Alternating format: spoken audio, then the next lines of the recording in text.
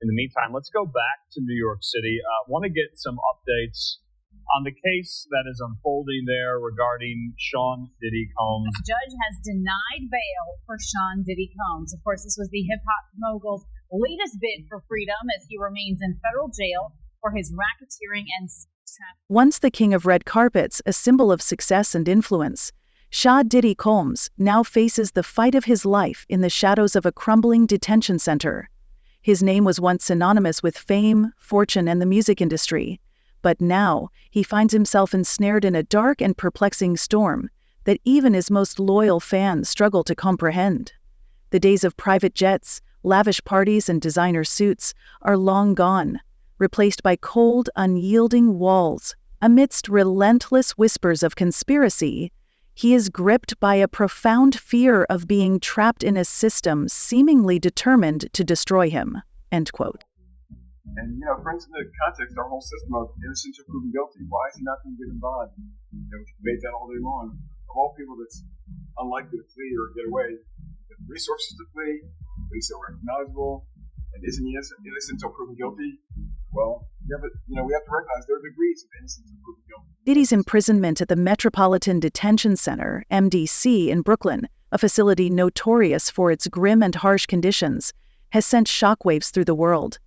The once glamorous mogul, known for his charisma and larger-than-life persona, now appears gaunt, gray, and haggard, utterly transformed. Inside reports paint a chilling picture of a man who once seemed invincible, now reduced to a shadow of his former self. Observers at his recent court appearances have remarked on his astonishing weight loss, with some saying he is barely recognizable, a stark contrast to the vibrant figure he was just months ago. As one journalist observed, the man who once flaunted a life of luxury now appears emaciated, a transformation that seems almost inevitable. After months in a federal detention center, the conditions at MDC are nothing short of harrowing. The facility, described by some inmates as hell on earth, is plagued by overcrowding, understaffing, and chronic maintenance issues that make daily life nearly unbearable.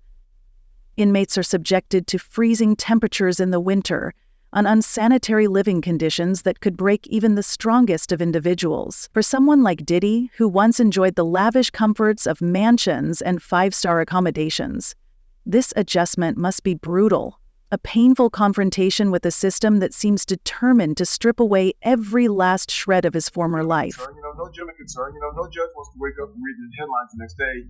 Oh, they treated this guy special and they gave him bond, and now he's gone and he fled from justice. So that's what's in the back of most judges' minds. On the other hand, we deal with cases where clients have significant funds sometimes. Sometimes where there's money, you can craft a unique solution. Years ago, it was the ankle bracelet. The harsh conditions at the Metropolitan Detention Center are not the only things taking a toll on Diddy. Rumors circulating within the prison suggest that he is being deliberately targeted. Some claim his food is being tampered with, leading him to reportedly refuse the meals provided by the facility. Instead, Diddy is allegedly surviving on commissary snacks, an extreme contrast to the gourmet meals he once enjoyed. A prison consultant speculated that Diddy's fears may not be entirely unfounded, suggesting that powerful enemies on the outside could easily exert influence within the prison walls. Imagine if someone wanted to send a message, the consultant mused. They wouldn't need to break in, they just need to find the right person on the inside. Adding to the tension is Diddy's high-profile status, which makes him a target not only for potential enemies, but also for those who might seek to make an example of him. Being a celebrity behind bars presents unique challenges. Guards, inmates, and even staff members are said to have taken an unusual interest in his presence, with some reportedly going out of their way to make his life more difficult. Meanwhile, others are rumored to be leaking details of his struggles to the media, feeding the public's insatiable hunger for drama surrounding his fall from grace. All the money he has and all the resources he has, he couldn't craft some solution that lets him be under some form of house arrest. And again, it sounds like special treatment, but the truth of the matter is, to incarcerate somebody like him is expensive to all of us. We're taxpayers, and he's got to have unique situations. You can't put him in the general population where everyone wants a piece of him and everyone wants to be his friend. It's not just the physical hardships weighing on Diddy. There is a significant psychological toll as well. Sources inside the prison describe him as increasingly paranoid, his once confident demeanor now replaced by constant anxiety. He is said to spend most of his time alone, avoiding interactions with other inmates whenever possible. Who could blame him? The walls of the detention center seem to grow tighter with each passing day, and the whispers of betrayal and danger only intensify, adding to the mounting pressure he faces in this grim and oppressive environment. Anything's possible, right? And now this judge has an even harder time, I think, because the past judge locked him up, didn't let him out, and he's still there available for trial. If the new judge lets him out on bond and something goes wrong, and this isn't the analysis that I'm proud to make. Right? We shouldn't be saying, well, judges are worried about their own skin, how they look if something bad happens. Desperate efforts to secure bail have been repeatedly denied, leaving Diddy trapped in what he has described to his legal team as an unlivable situation.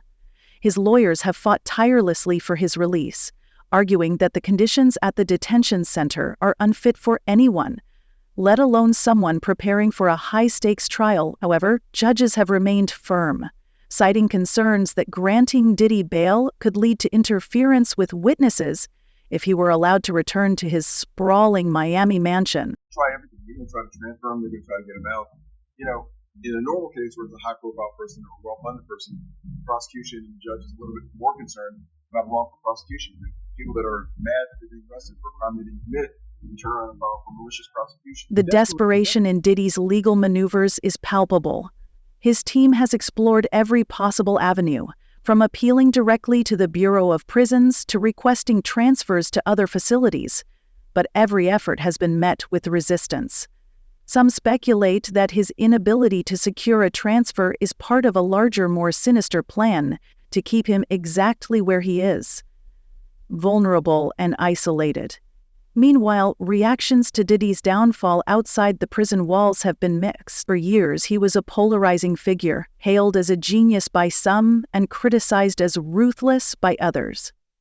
Now, as he faces the consequences of his alleged actions, his detractors are seizing the opportunity to revel in his downfall. Whispers of schadenfreude are spreading among those who claim to have been wronged by him in the past. He's finally getting what he deserves, one anonymous source reportedly said, their tone filled with a long-awaited sense of justice. And I say will be because nothing has been filed yet by at least 120 people in the next 30 days. While some celebrate Diddy's downfall, others cannot help but feel a sense of pity.